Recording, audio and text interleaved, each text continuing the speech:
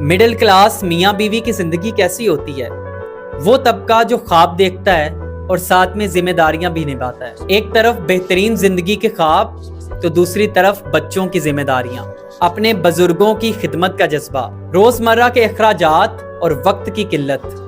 अक्सर middle class शोहर सुबह से शाम तक काम में मसरूफ होते हैं ताकि अच्छा किचन चल सके, बच्चों की तालीम अच्छी चल सके, घर के अखराजात पूरे हो सके और कभी कभी बीवी को छोटा सा तोहफा भी दे सके। लेकिन ये करते करते वो बहुत थक जाते हैं, फिर भी चेहरे पे एक स्माइल रखते हैं ताकि घर का माहौल ठीक रहे। यहाँ पे मिडिल क्लास बीवियां भी किसी मुजाहिद से कम नहीं है। सुबह से शाम तक वो अपने आप को कभी काम वाली बनाती हैं, कभी कपड़ों वाली बनाती हैं, तो कभी वो खाना पकाने वाली एक शेफ बन जाती हैं। लेकिन इन सब में भला है क्या?